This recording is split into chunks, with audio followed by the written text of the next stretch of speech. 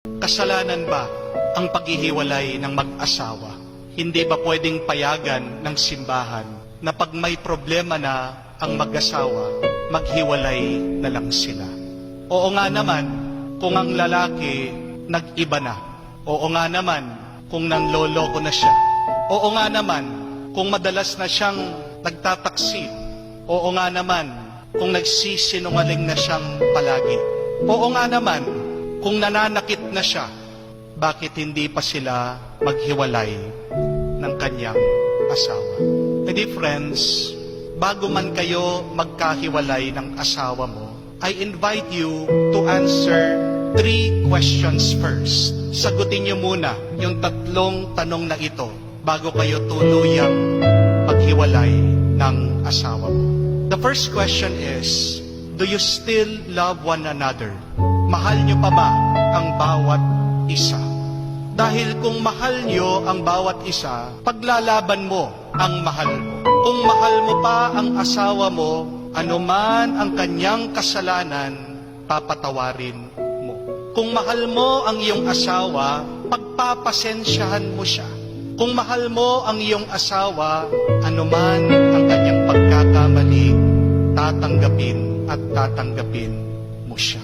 Pag hindi mo na mahal ang iyong asawa, kahit na anong gawin niyang mabuti, walang kwenta at halaga ito sa iyo. Pag hindi mo mahal ang iyong asawa, kahit na anong gawin niyong kabutihan o sakripisyo, baliwala, kailangan pa rin ang pagmamahal kung gusto niyong manatili sa bawat isa. Do you still love each other? And when we say love, it means we need both parties to be involved in it, to participate in it. Hindi pwede yung isa nagmamahal, yung isa wala ng pagmamahal. Because love is a two-way street. Ang pagmamahal kailangan nasa dalawa, sa mag-asawa. Meron pong napakagandang kanta ang isang singer, si Lady Gaga, A Million Reasons. Sabi po niya sa kanyang kanta, I have a million reasons to walk away, and yet it only takes one good reason to stay. And what is that one good reason to stay? It is love. Napakarami pwedeng maging dahilan na iwanan mo ang asawa mo, but it only takes one good reason to stay with him or with her forever. Do you still love each other? Kung mahal mo pa siya, gagawin mo ang lahat para hindi kayo magkahiwalay. Second question, did you do everything to save your relationship?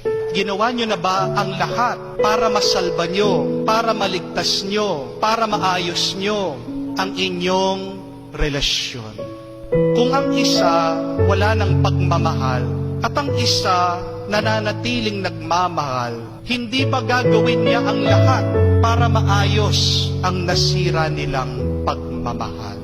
That is how relationships are. Relationships break down. Relationships get broken. Walang perpektong relasyon. Walang perpektong pagsasama. Magkakaroon ng problema, magkakaroon ng lamat, magkakaroon ng sakit kung paanong ating mga katawan ay nagkakasakit din. Pero pag merong sakit, ano dapat ang iyong gawin?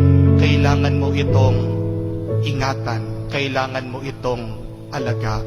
Have you done everything to heal your broken relationship? Nag-usap na ba kayo? Nagpa-counseling na ba kayo?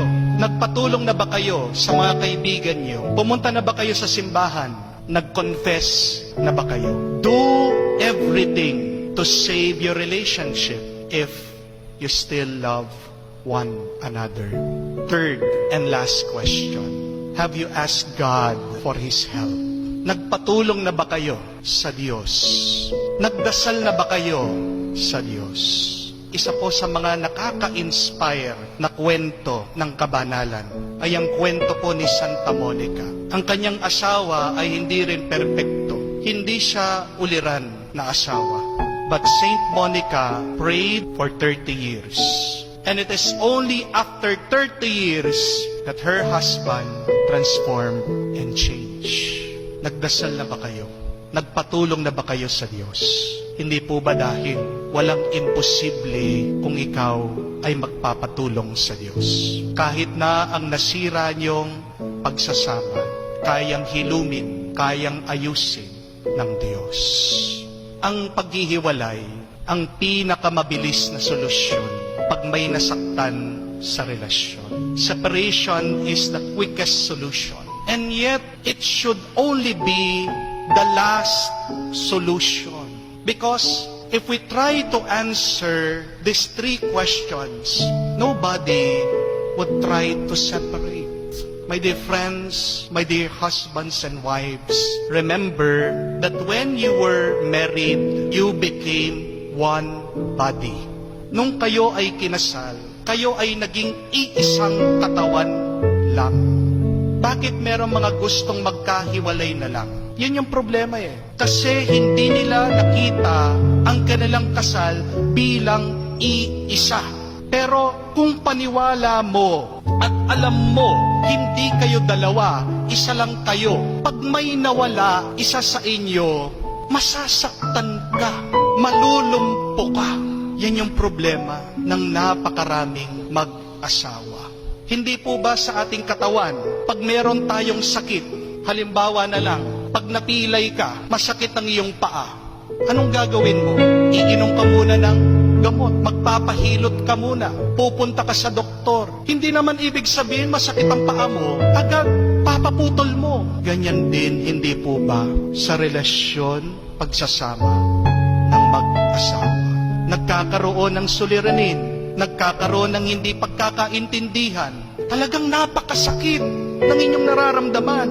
But it does not mean that when you get hurt, you immediately separate yourself from your spouse. Separation, it should only be the last solution.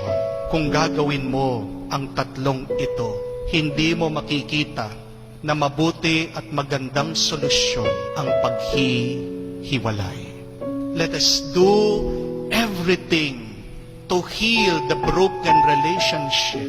Tayo po ay magpatulong sa Diyos.